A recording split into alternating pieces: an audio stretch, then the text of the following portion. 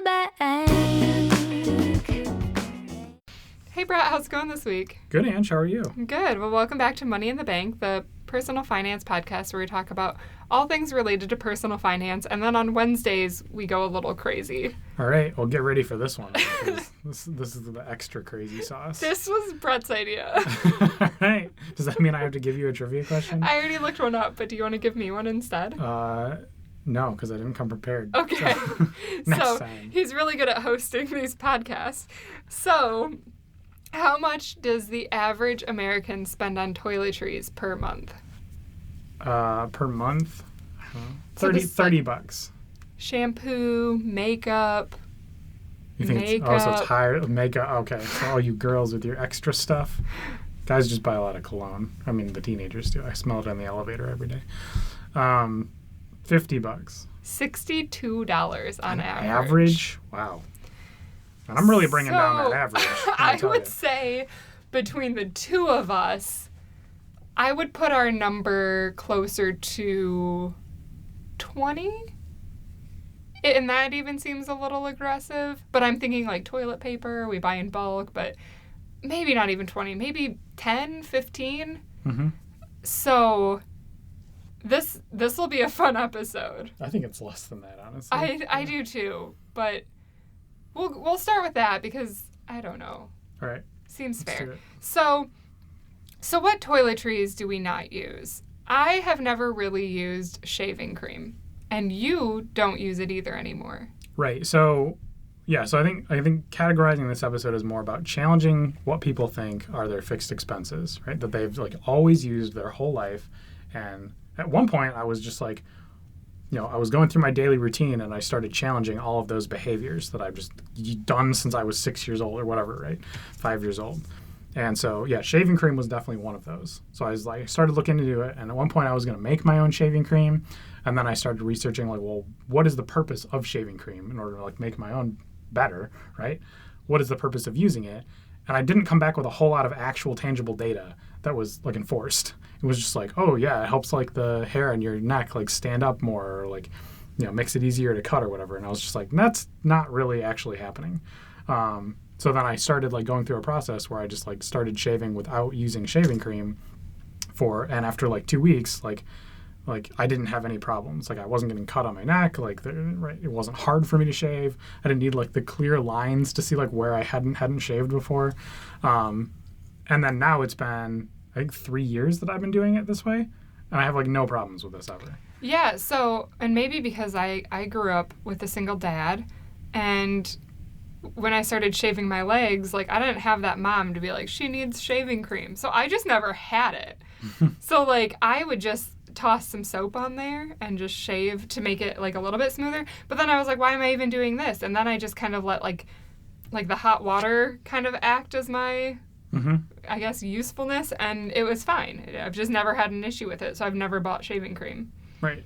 So yeah, I haven't bought shaving cream in over 3 years. I got rid of the shaving cream that I did like still have that was left over after we moved like 2 houses ago, and never looked back.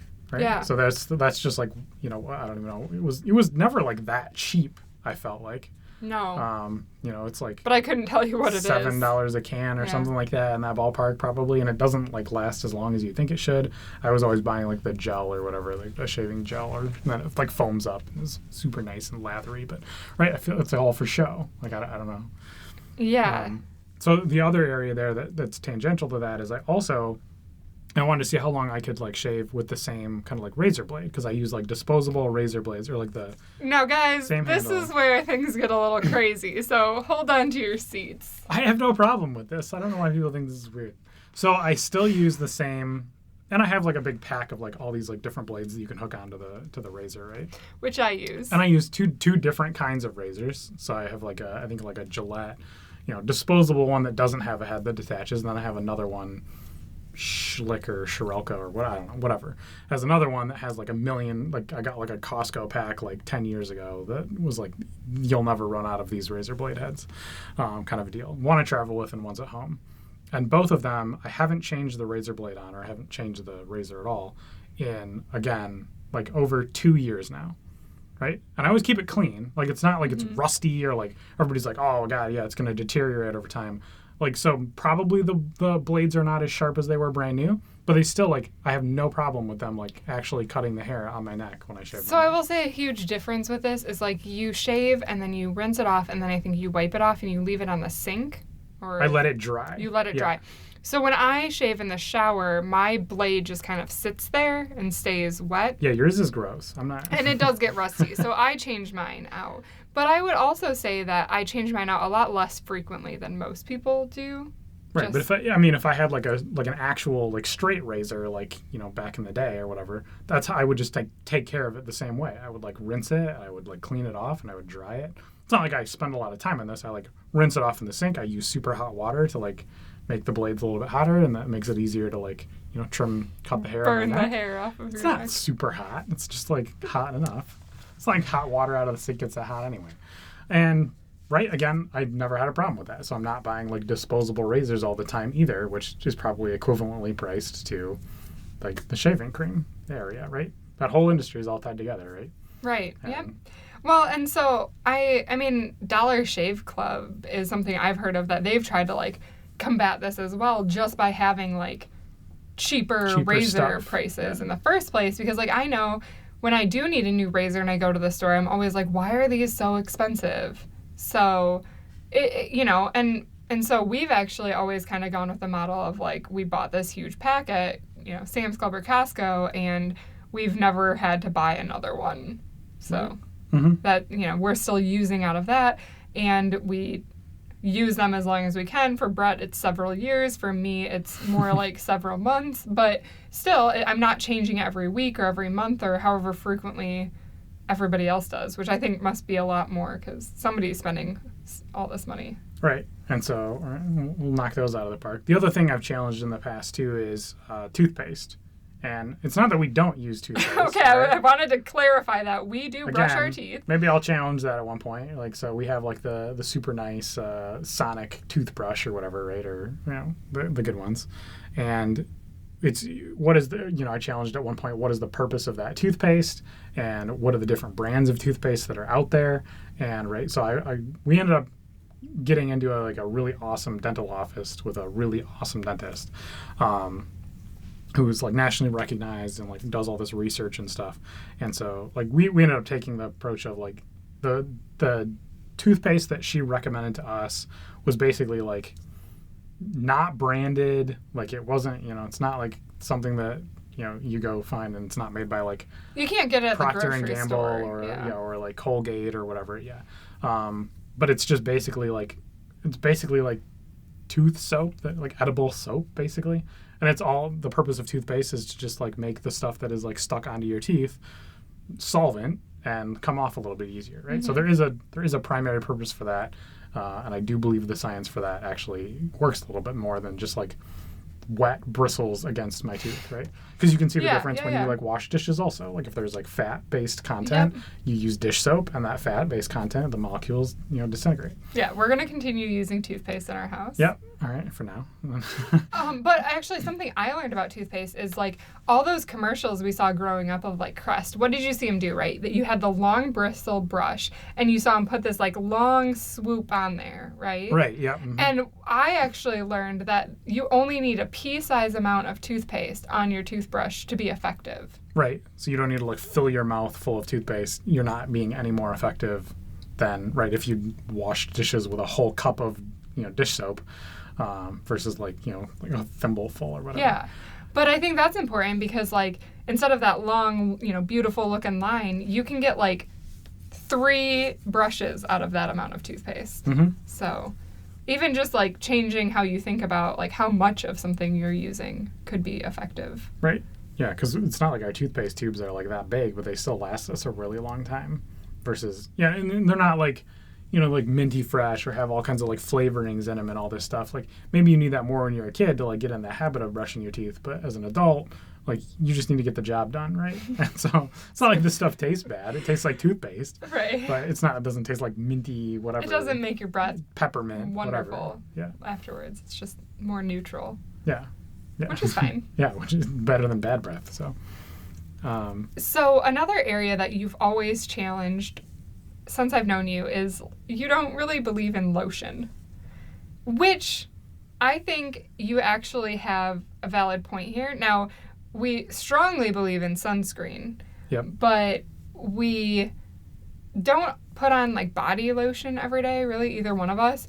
And what we've both found is that if you keep yourself well hydrated, you don't feel as much of a need for lotion. Now, I will say, living in Michigan in the winter, and I was somebody who ran outside, my skin would dry out a little bit more, so I would put lotion on at that time.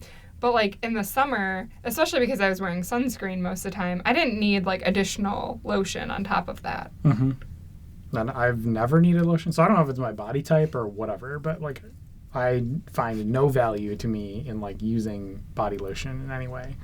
I don't know. So like even if my lips get chapped, I just drink more water and then I never have that problem. So I don't use chapstick either. Yeah, and actually this is probably a good time to tie in like, so a lot of girls probably have a much more elaborate skincare routine than I do. And I was reading this article that was like debunking the use of like all these different things that girls put on their faces now, like serums or face masks or moisturizer. Like it's $1 billion industry. Mm-hmm. And it was basically saying like if you eat a healthy diet and you drink water, like when all the celebrities try to say like this is what I do to get healthy skin, really at the core of it, they're eating well, they're exercising well, and they're drinking a lot of water. And so if you do those three things, most of your skin problems will like correct themselves. Now that's not to say like, you know, I had some skin issues recently where I had to go to a dermatologist and get like a special cream to get it to clear up. But that's like very different than like I'm going to buy this stuff off the shelf of Rite Aid or Walgreens or whatever and like put it on my face every day. Like nobody's telling you to do that except the marketing. Mm-hmm. Now I will say like, you know, I do think it's fun to have like a face mask night with girlfriends. And like if that's your thing, go for it. But if you're spending like tons of money on this stuff, I just encourage you to like question. I know girls that like have like 4 or 5 things, like not just moisturizer, but like other things that they're putting on their face every day. And like, do you really need all of them? Like, I don't know. I'm not the expert, but like, I don't do any of that. I guess nobody tells me my face looks that terrible. So like, maybe it does though. I don't know.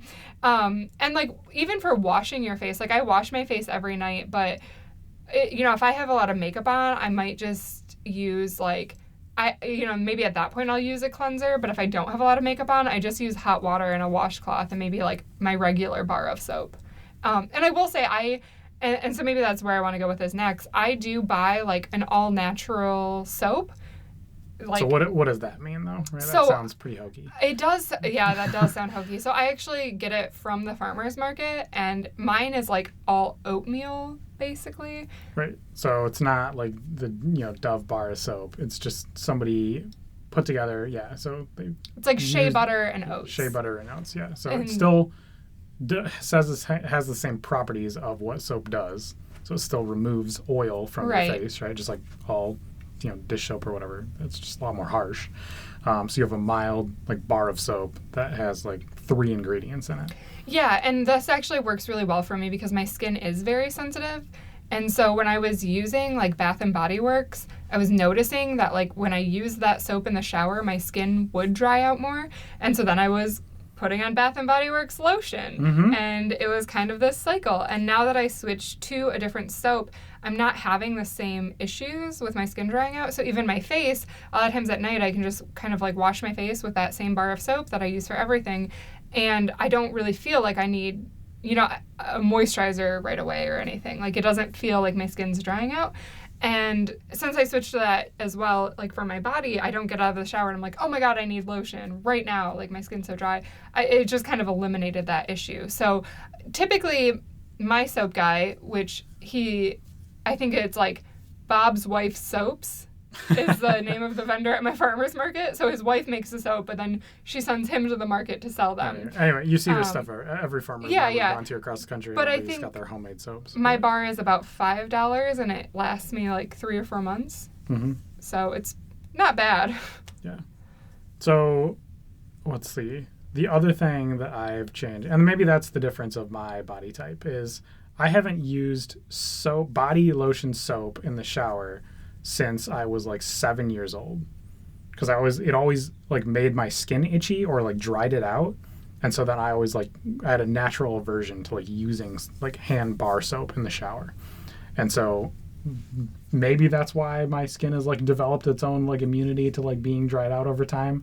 But I've also never seen any negative side effects because of that. I'm not like extra stinky or like more dirty when I get out of the shower than anybody else. Tell me if you think differently. But I have like never had that problem. I still like, you know, like scrub on my armpits and stuff, like, because that's where like wherever the bacteria would be hiding, to like clean those things out. But then I don't need to have like soap to get off like grease from my body, because there's not as much grease on your skin in general as what I think they want you to believe.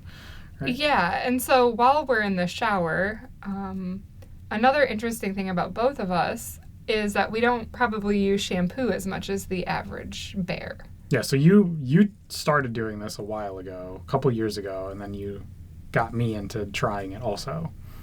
And for me, I didn't, there was like a 2 or 3 week window where like I had to adapt to the process, and then where like I was like seeing like my hair was like a little bit more oily or something during the day, or like, but my scalp cleaned up like a lot more. Like I didn't have like as much like dandruff either, because probably the shampoo that I was using was again drying out my like scalp, even though I was again washing it out and stuff.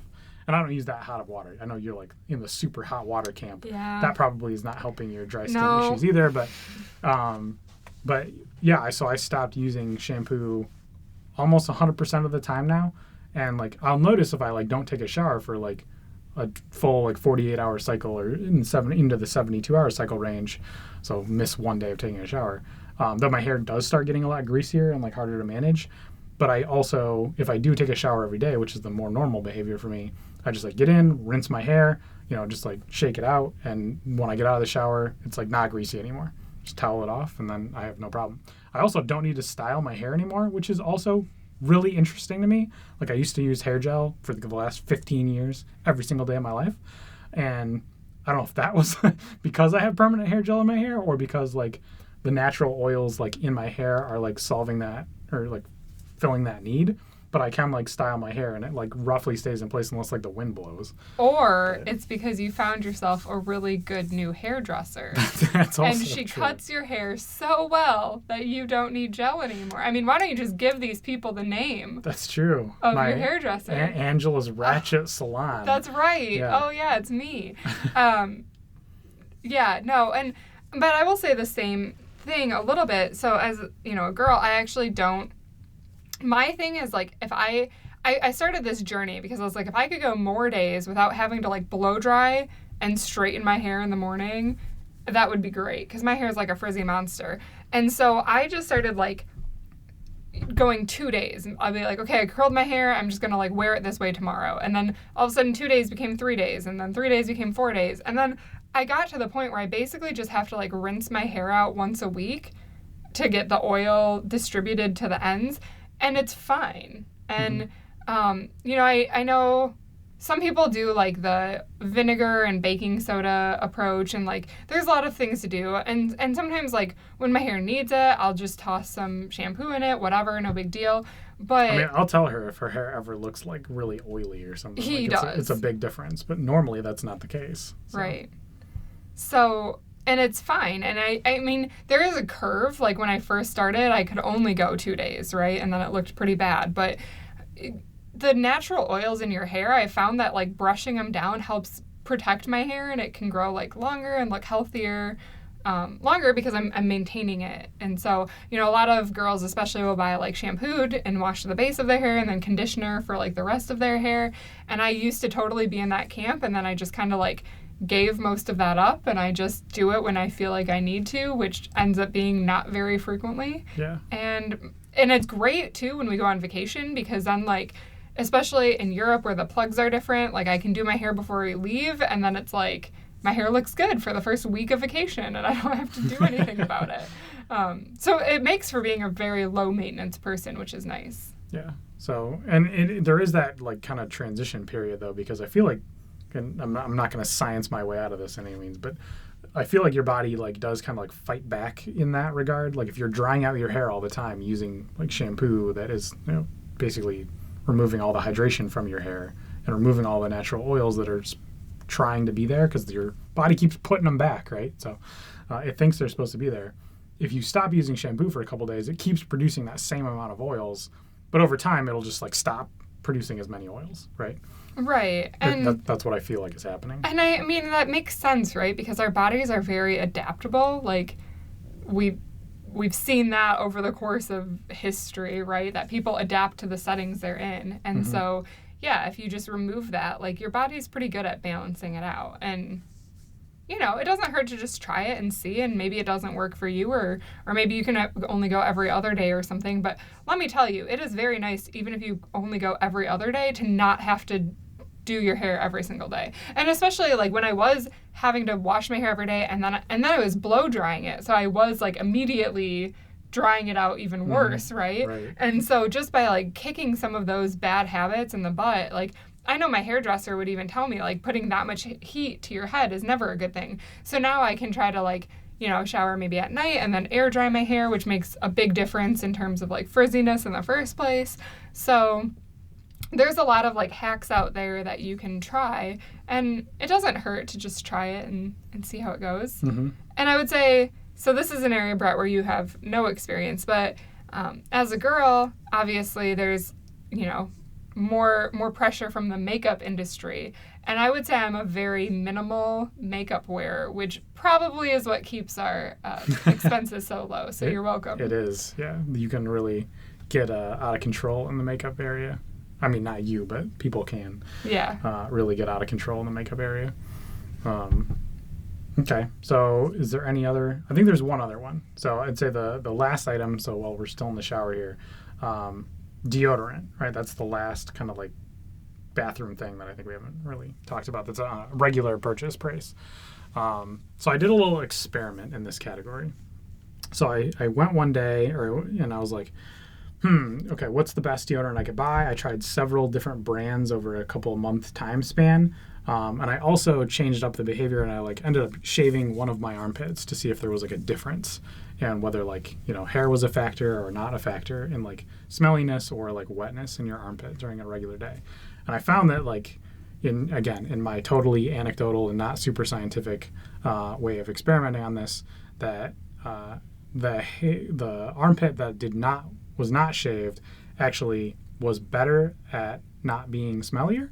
So the hairy armpit. The hairy armpit was better at not being smellier because so the hairy armpit was cleaner. Or less smelly. Produced less bacteria, right? Okay. Because bacteria equals smell, right? So than the shaved armpit did. So right, basically your hair acts as like wicking material for like wicking the water or moisture away from like your armpit, which that area just creates more bacteria. So the sweatier you are farther away from your armpit, the better you are because that'll produce less smell, right? Science. But then the different deodorants, right? So you can go, aluminum free or like, different types of deodorants. Some are antiperspirant, some are just smell, right? They're just smell concealers, right? The antiperspirant one is usually the one that has some kind of a chemical in it that like literally shuts off the pores in your armpit to like stop them from being able to release moisture, right? And there's a lot of people that say like that's not a good thing to do because you're basically like aluminum is the material that is doing that, and then you're basically introducing aluminum into like one of your like more sensitive areas of your body, and over a long period of time they disagree that that's a good thing to do, right? So if you're in that science camp, maybe not, but I started using the non-aluminum soap just to see, or the deodorant just to see if that was like making a difference or not. Overall, like I used to be a super sweaty person, like in high school and stuff. Like that's one of my Achilles heels is like I just like produce a lot of moisture, I guess. It's my skin doesn't, my skin doesn't get dried out, but it's because I'm a sweaty guy, I guess. But I'm not seeing any more problems than I used to using like an aluminum-based deodorant than I am now using a non-aluminum-based deodorant. And the smell factor is like not there at all for me 99% of the time. Again, unless I go like 2 days without showering, then it's very noticeable. And then you go to kickboxing class. Then I go to kickboxing.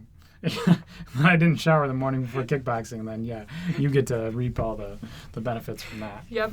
But it comes down to, are you like, if you're cleaning your armpits in the shower anyway, whether you use soap or not, as long as you use like some type of a abrasive washcloth or whatever, a sponge, you can, as long as you're cleaning your armpits out and rinsing them out to get that bacteria away that was developing there from the day before, then you won't produce any smell. And there's not going to be enough bacteria that can produce themselves during that day to get really smelly, right, during that, that 1 day period. So I'd say it's not like I reduced my costs in that area, but I feel like I learned a little bit about kind of that process. But again, it doesn't require me to use soap in the shower to like fix that problem, to like stop having like smelly armpits. It just makes sure that you just need to like clean out the bacteria when you take a shower. Yeah, so I would say I'm kind of in a similar camp. So I didn't want to keep using the aluminum deodorant, so I just like cut it out. And I will say, like, I'm a runner, my body detoxed for a while, but I would run, I would get the stink out, I would go and shower and, clean out the armpits. And then I actually just don't feel like I'm somebody who needs to wear deodorant on a daily basis. I feel like I'm more somebody who needs to wear it if I'm going to be out, like walking around a lot in the hot sun or in an area where I am going to be sweating more. Otherwise, I'm not a very sweaty person. I'm kind of the opposite. I'm always cold, even in like warm weather. And so maybe that has reduced our costs a little bit more, is like I'm not somebody who needs it all the time. Per day. Yeah. Mm-hmm. So, and it's like, yeah, that's one of those things where it's like the social norm is just that you put on deodorant every single morning. But like, and Brett would tell me if I was smelly. I know he would. Right. So. And so I'm basically acting as the deodorant, as like it's helping like cover up any kind of potential smell throughout the day. Because it's not an antiperspirant anymore, because that's what the aluminum was. Right. So there is no deodorant that doesn't use aluminum that is also an antiperspirant. So no deodorant will stop you from sweating unless it has the aluminum in it. Right. Right. So if you're using a non-aluminum deodorant, it's not going to stop you from sweating. It's just going to like maybe like there's something there that absorbs the moisture to some degree while the stuff's still on your arm, or it's there for like it adds additional nice positive smelling things to your armpit to help counteract if you do produce any of that bacteria by the end of the day or by the next day. Right? So I'm covering my bases there. So I don't want anybody to think I'm stinky. They can think I'm sweaty, but they can't think I'm stinky. Yeah. No, I don't think either one of us are stinky. We're just smart, I guess. Yeah. So, all right. So again, this was a super crazy, maybe sometimes gross podcast.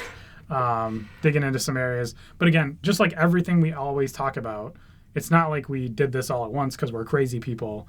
It's we stuck our toe in one area. We wanted to learn more about one different area. So whether it's personal finance and we want to, reduce our like grocery expenses or do whatever, we like do something a little bit one at a time and then figure out whether it's the right thing to do or not. So we just also did it in this area.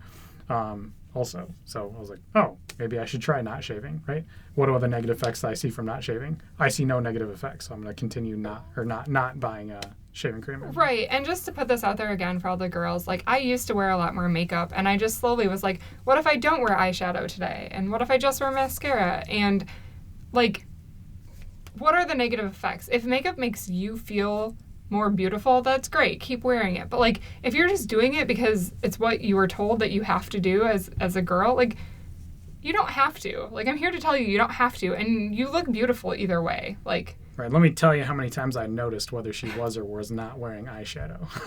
Like 0, right? I mean, yeah, Right. absolutely. And I would ask him, I was like, how do I look today? And he was like, you look the same as you always do, or whatever. And now if I do wear makeup, sometimes he's like, what is that on your face? Like, you're covering up your natural face. And so, and that's something that I keep bringing it up because it can be super expensive. And I think, Brett mentioned all these things like shaving and using less toothpaste or not using soap. And those will save you some money. But when I look at that dollar amount of like, people are spending $60, I do think it is more so put on females than males, because I think we're the ones that are really targeted by the companies to wear makeup and then to have these, skin creams that we should be using and the anti-aging, wrinkle-free products. And like, I do think that is mostly targeted towards our gender.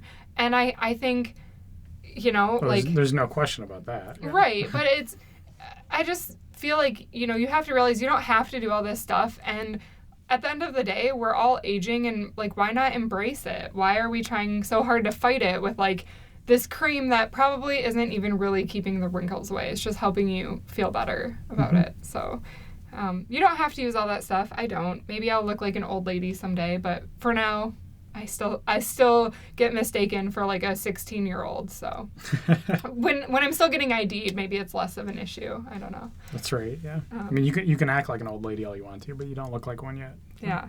But thanks for tuning in this week. I know it was kind of a weird one, a different one, but and maybe not even just in the whole toiletry aspect of your life, but maybe this will just help you think about challenging kind of any fixed expenses you do have, or any routines, or behaviors or routines yeah. you've had your entire life, and you're just like, why am I doing this? Right? Just challenge what everybody does. Just because you're doing the same thing as everybody else doesn't mean we're all right. Right. We're probably all wrong. So. Right.